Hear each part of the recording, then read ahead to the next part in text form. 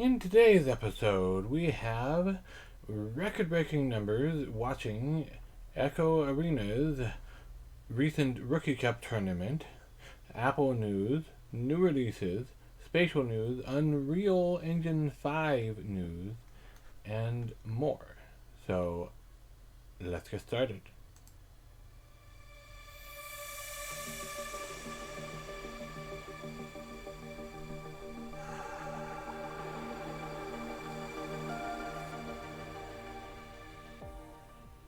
As always, let's get started with the highlights of the week.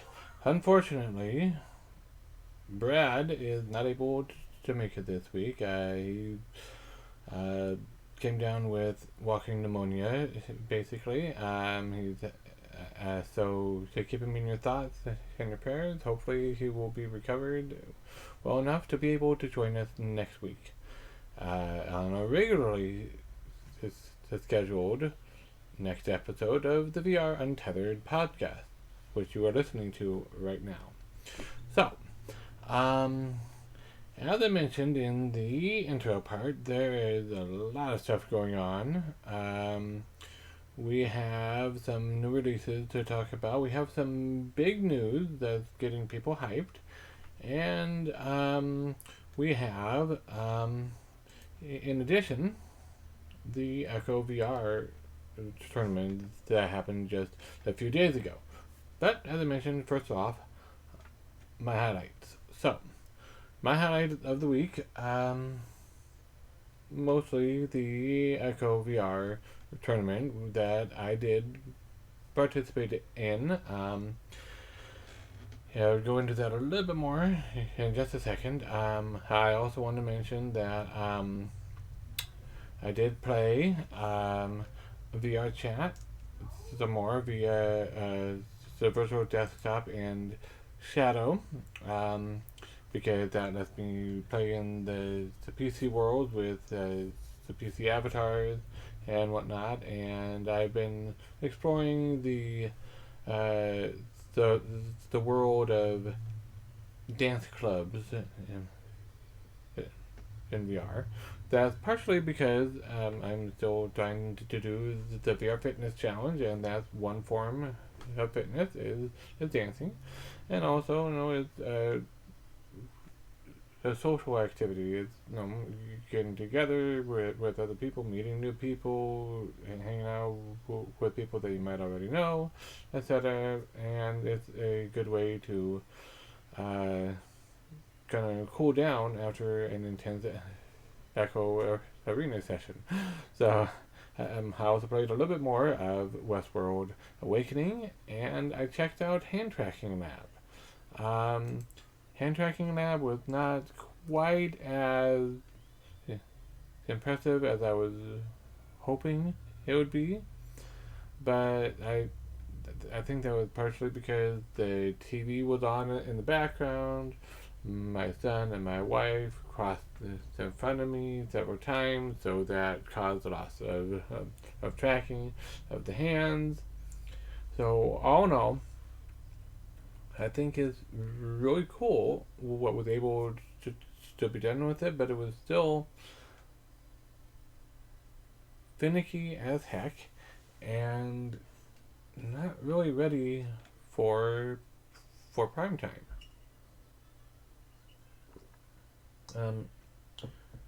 Now don't get me wrong, I would love for hand tracking to be ready for prime time. It's just not quite there yet, and I don't know that it ever will be unless they develop an algorithm to more accurately distinguish this hand from the face that is in the background, or the flesh-colored shirt that someone might be wearing in the background, or TV flickering. I mean, I have confidence that a lot of this will continue to get better. I mean, look at what happened at Christmas time with everybody's Quest getting confused about the Christmas tree lights, and Oculus was able to fix that and make it so that you didn't lose tracking when you turned around and you looked at your Christmas tree. So I'm sure they will continue to improve this and make it better, and I hope it becomes ready for prime time, because that would be awesome. That is entirely what I want to see. So, the other major highlight of my week, as I already alluded to, is the Echo VR Rookie Cup tournament. That was a 2-day event that was announced a couple weeks ago. Everybody just signed up for it. We got randomly assigned into teams according to what's called our MMR, which is basically our ELO rating that a lot of other games use to determine skill and to track skill. So they wanted, I think, to keep the teams roughly equal in skill levels, so that they didn't end up with a superpowered team and a really underpowered team and a whole bunch in the middle. And they wanted it as evenly balanced as they could, so that it'd be a fun and exciting tournament instead of a landslide for this one team that ended up with really good players on it and horrible crushing defeat for the other team that had people that just started yesterday. So I think overall they did a pretty good job of that, and I was on one of the teams. We called our team Dragonfire. We almost made it out of day one. That there were 16 groups in all, and each group had 5 teams. Each team had 4 people. And so right there, that's a huge amount of players, and I forget the exact numbers, but I know Haskell tweeted it. It said something like 320 players assigned to the original teams,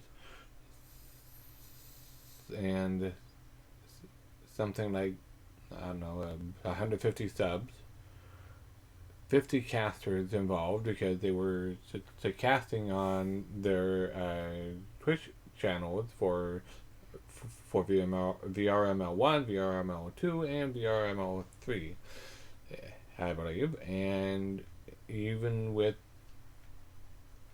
I'm sorry, so 51 coaches, 5 casters, or something like that.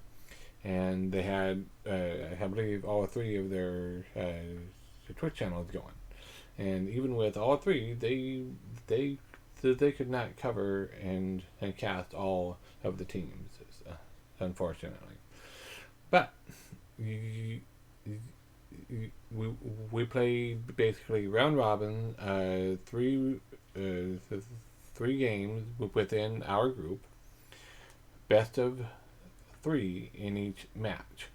So we played one team, we won 2 games, moved on to the next team, we won 2 games, moved on to the last team, and our team lost. But we were second in the ranking in our group.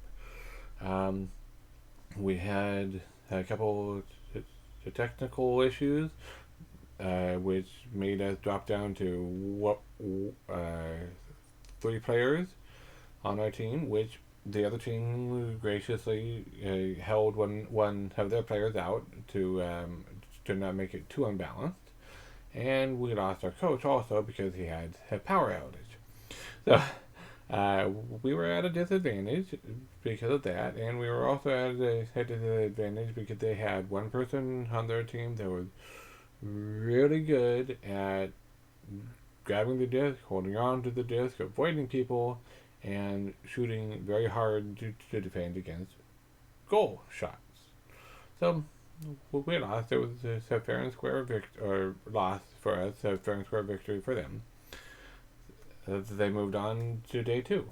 The the, the top team from each of the 16 groups moved on to day two in a single elimination, how big it was, tournament, resulting in two teams going on to the finals around 5 o'clock p.m. Eastern Time on Friday, which was yesterday.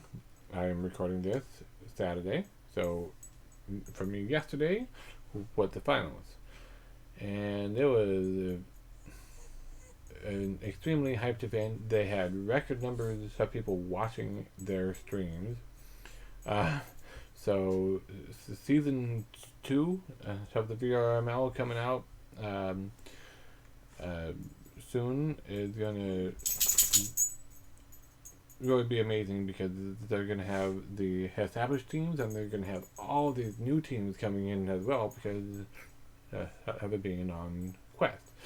Now, to give you an example or a taste, if you've never watched a VRML stream, on my end, then take a look at this. it perhaps has been on theirs, just because of all the busyness. Right up They've there. done a mighty fine job organizing that, and it's been a mighty fine time. This is and for you to it's a YouTube video recorded of one of the final match.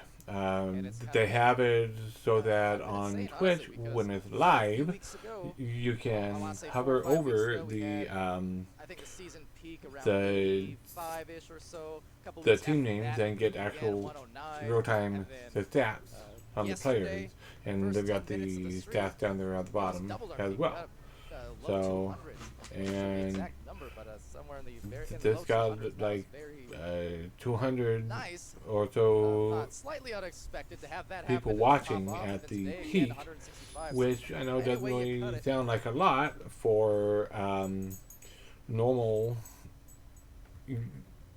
gaming on Twitch, but when you consider that this is VR, which is much more niche, and according to the casters during the game, usually they get like at most 100 or so. So they doubled the viewership for the finals and for all of the matches that got casted on the day before. So very big boost for the Echo VR community being out on Quest, especially crossplay. And in case you are wondering, the final two teams were Slap Babies and Underrated Rookies, and Slap Babies had some technical difficulties. They lost their star player, so a sub went in, and that sub had trouble staying in. So I was on call to sub in for him if he wasn't able to get back in. He was able to. Unfortunately, Underrated Rookies was just a little bit better, and they walked away with the victory and a custom color in the Echo Discord. So, moving on from that rather long discussion of my Echo VR highlight. Sorry, it was really fun, and I had a lot of adrenaline through me, lasting quite a while afterwards. So, new releases. We have Mini Motor Racing out on the Quest now. This is a kind of a Micro Machines like racing game. You can choose your car, customize colors and all that, and I have not played it yet, It has got a bumper ball mode, which is kind of a Rocket League mode where you're in your cars pushing around a giant ball, trying to score it in the other team's goals. Um, and it looks like you have the option of a third-person view controlling the car. It's down there, like it's a regular micro machine, and you're controlling it with the remote, whatever. Or you can drop down into a first-person view for those that can handle first-person high-speed racing type stuff. So that seems like a good compromise for combating and countering motion sickness in VR. That it seems like a good solution to it. That doesn't work for every game because not every game would work in either or view type of play. A racing game, it can work that way because in a third person view, you are looking down and you see where the car is going and it's easy. First person view, so it works. And it looks like a very fun game. I don't know that I'm going to be getting it. I might not. I don't know. I'm just trying to be very conservative with my money right now, so that I don't end up buying every game and then being, oh crap, I shouldn't have done that because pandemic, lack of work, fine, so I might end up getting it at some point, just not right now because of that. In other news, we have Tetris Effect that came out as well. And as you can see, it is $29.99 US dollars, and it's basically Tetris with cool visuals and music. I don't recall that there's any different gameplay beyond regular Tetris. It's just the same as regular Tetris, but in a VR environment with immersive, like audio reactive style visuals and whatnot, and cool music. So for me, $29.99 is a little bit overpriced for this game. I mean, I liked Tetris back in the day. My wife used to play it all the time, and I have no doubt that she is a lot better at it than I am. But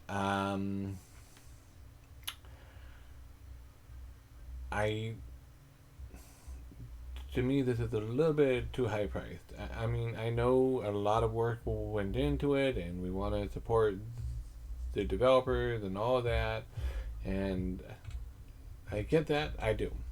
However, you also need to price things appropriately, and I think this is a little bit too high a price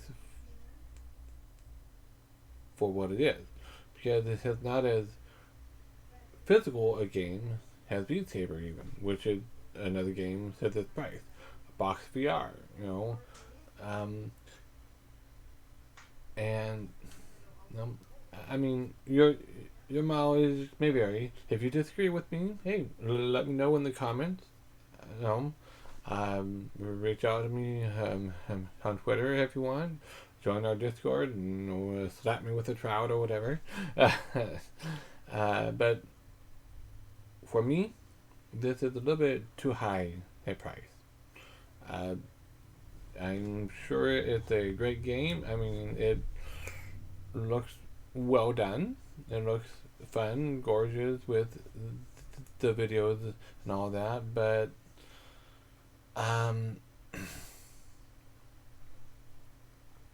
I have played other games that are based on Tetris before, and what got me excited about any of those was the changes that they made to the underlying Tetris style gameplay. Like,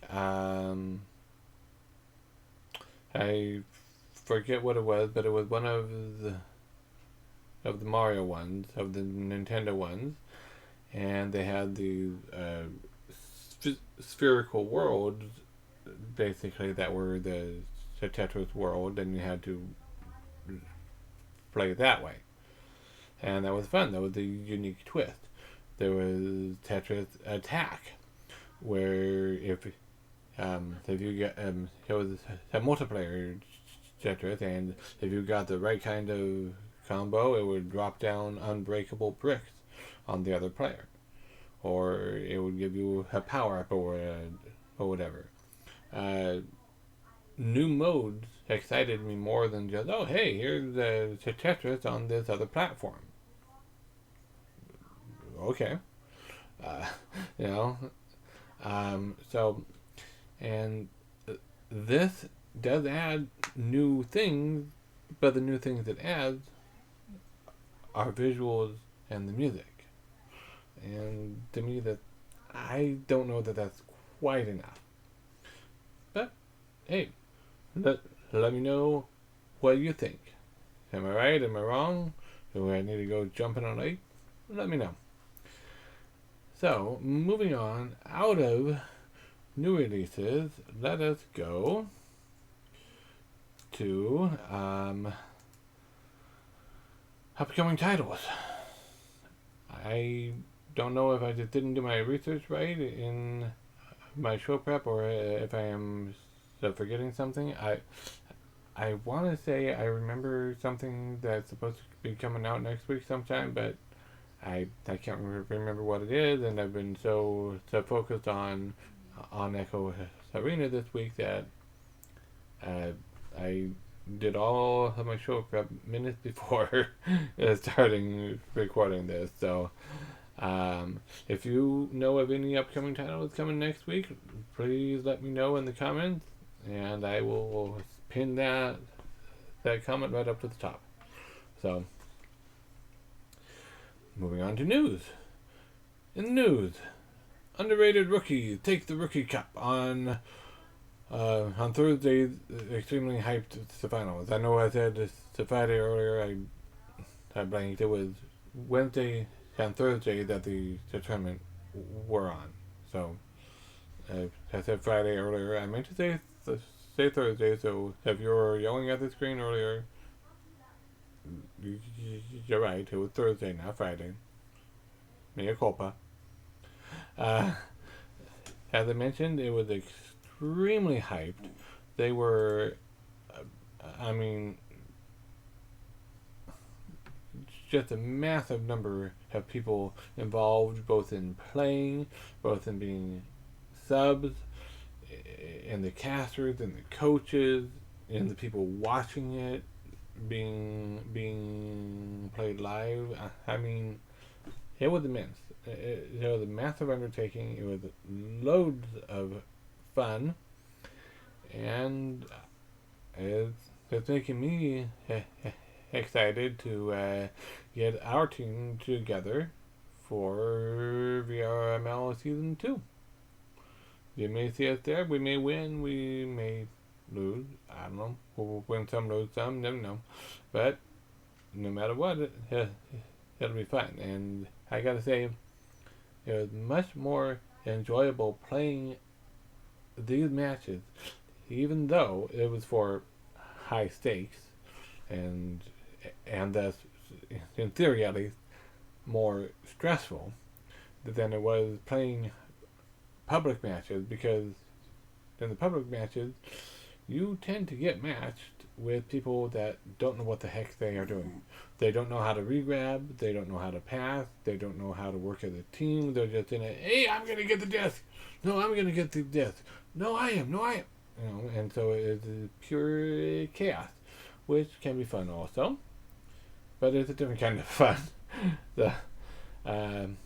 So, that said, let's move on to the next news item, which is Healium VR app, um, which uses an EEG sensing headband or a sensor, so that you can do basically biofeedback in their apps, and they have some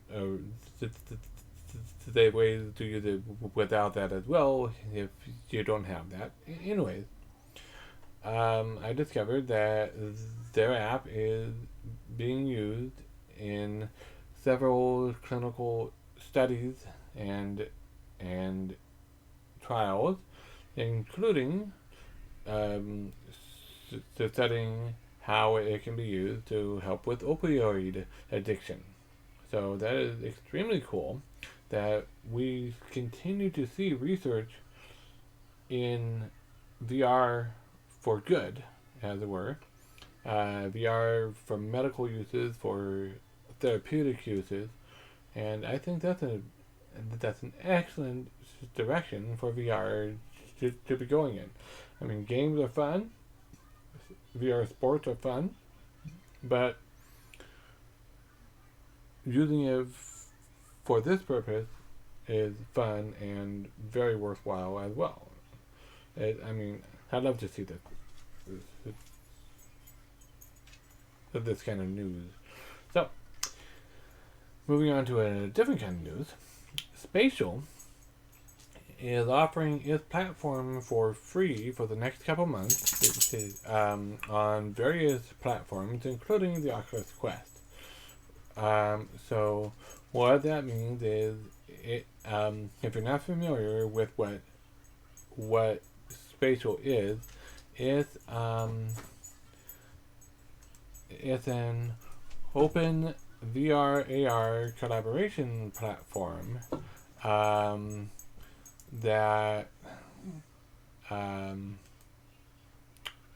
allows you to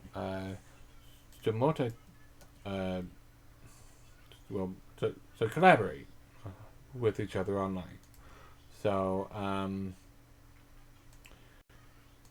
and it's well, here, take a look at it right here. So they are opening the VR AR collaboration platform to everybody from smartphones to the Oculus Quest, and they're doing that in response to the pandemics, and after the a couple months is over, they will go back to their premium the pricing scheme. One of the cool things about Spatial is you take a selfie and you upload that, and that is turned into your three-dimensional avatar. So one of the issues with a lot of the other social VR apps out there is you are limited in your avatar customization options. So you can't necessarily look like exactly how you want to look. You can't look like yourself entirely. I mean, I try usually to end up looking like me as much as I can on whatever platform I am, just because well, that's who I am. I'm me. Yeah. And on AltSpace, I can be a guy that's got my approximate skin tone, my approximate hair color, and a beard. But it doesn't really look like me because it's the exact same facial structure as everybody else. It's the exact same skin tone as everybody else who uses that skin tone. It's the exact same hair color, it's the exact same hairstyle, so you end up with a lot of clones running around, where the difference is what specific combination of clothing that they've got on. So it can be a little bit difficult to instantly recognize, oh hey, that's my friend over there, versus, is that my friend, or is that someone that's happening to use the same avatar? I don't know. Let's hover over him, see his name tag. Oh, it is my friend. That's a little awkward, and but in Spatial, you'll look as much like you as they can make it. So that should help a lot with that. So, moving on. RecRoom continues to have cool rooms made by their users. I don't have a video set up to pull up for you on this. I made a video of me going through this room, and I have planned on uploading it to my personal channel later on. When I do that, I'll make sure it goes in the end screen for this video, so make sure to watch to the end, and at some point in the next day or so, it will be updated to have that video linked. But what the room is Spirited Away. Someone went and made a series of rooms where you start at the car, has a little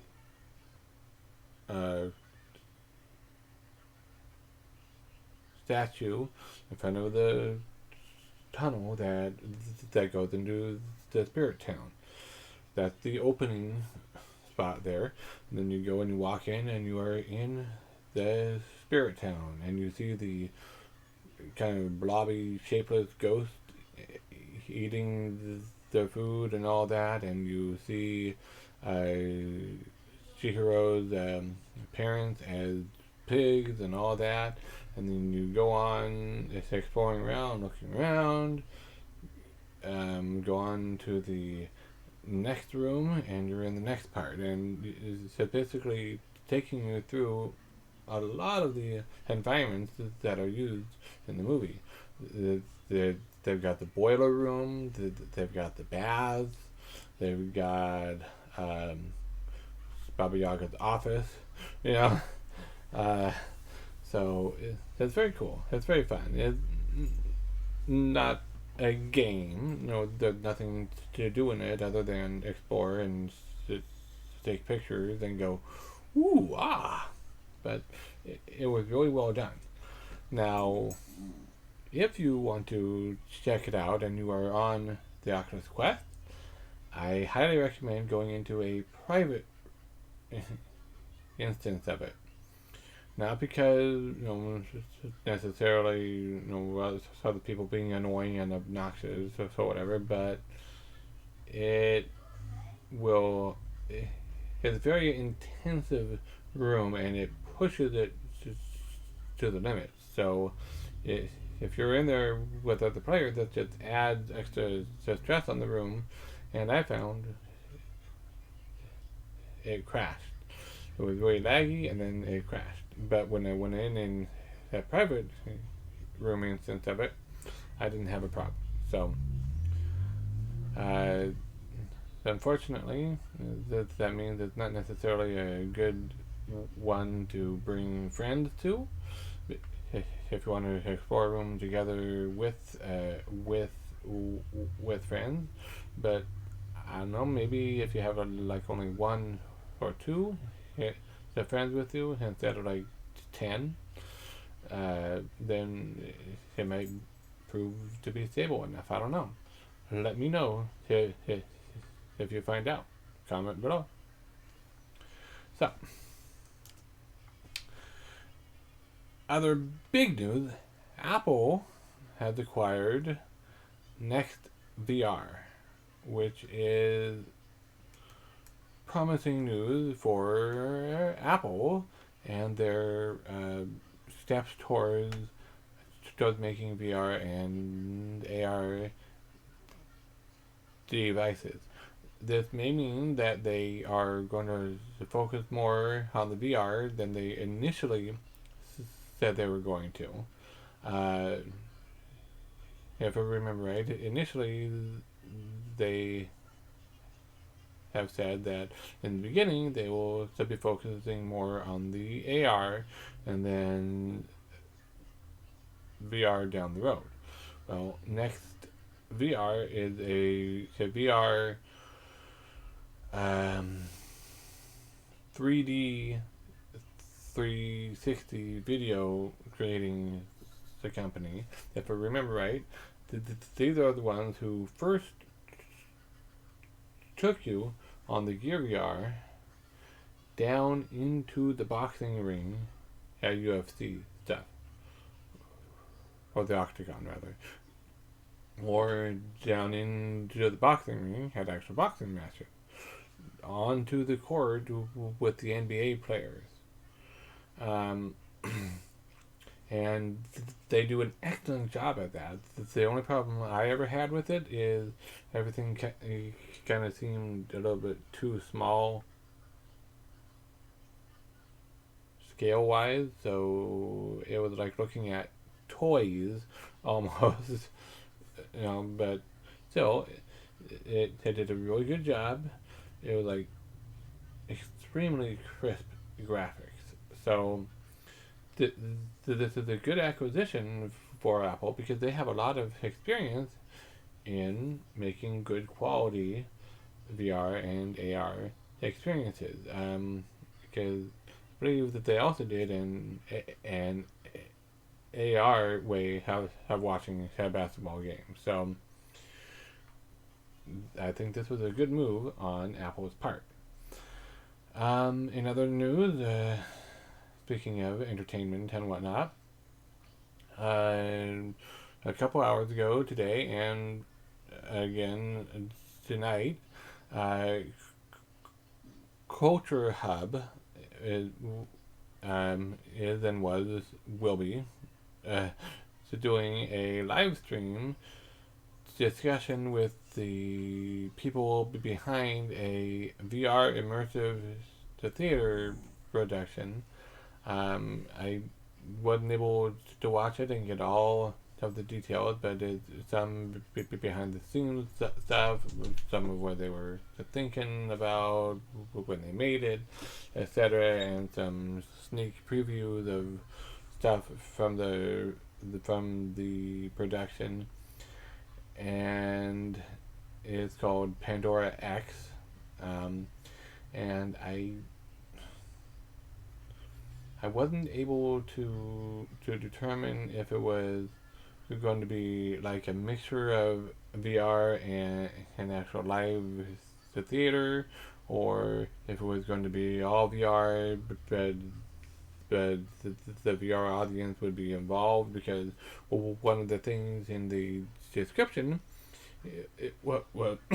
excuse me, was saying that the VR attendees would be part of the Greek chorus for the play. So it sounds interesting. It's something to keep an eye on. Creative uses of VR like this or always get a thumbs up from me. And almost to our last bit of news. Virtual college tours are here. Gear Up VR for Virginia, I think it was, and Get to College MS are two apps that have come out. I don't recall seeing a mention of the platform, so I don't know, but they aim to provide virtual college and dorm tours for people that are looking to choose a college to go into in the fall. Because right now, uh, you can't travel and get a tour to a lot of those right now because of the pandemic going on and the social distancing and the lockdown that a lot of states still have. So the next best thing is getting a virtual tour. It still gives you a feeling of being there. And I don't know all the details. Um, I know the Gear VR has had some the virtual college tours before that were not much better, in my opinion, than going to the website and just looking at pictures. Because, yeah, they were 360, but they were pictures in the Gear VR app. So, hopefully, these ones are actual more immersive, and it's not just 360-degree photos, but it's 360-degree environments where you can actually walk around and see from more than just one perspective in each room. And the article that I found it in didn't have any details about, if there'd be a tour guide, if there, or how they would communicate information. I think there was a mention of some of the information would be like effectively an AR overlay, a pop-up to describing what you are looking at or whatever. But it would be cool if they could incorporate a live tour guides into there, or even just a pre-recorded tour guide, even interactive in some way. That would be nice. I don't know if they're doing it. I don't know if they're not doing it. I don't have a lot of details on these, but if I were making a college tour app, I would probably put some people in there as well to be interacting with, even if they were just AIs. Because that's going to make it more welcoming and feel more immersive, and more like, hey, this is where I want to go. So, a last bit of news. I mean, it's just a little tiny bit of news, really. Tiny. Unreal 5 engine. That's right. You probably already have seen this plastered all over the place. The Unreal 5 tech demo that was on the PlayStation 5. Highly impressive tech demo, as all of the Unreal tech demos have been. And it's amazing what they're able to do with real-time rendering stuff, and making it even more powerful and making it even more real-time. And I know that they have said that the early access or beta preview, whatever you want to call it, is going to come early next year, and then later next year it'll be officially available, and it will be for all the platforms, including Android and iOS and all that. So I don't know the details. I was looking to see if it was mentioned anywhere, but I am guessing that this will also benefit VR. Definitely PC VR, but I'm hoping that it also benefits mobile and standalone VR. Because if they can even bring just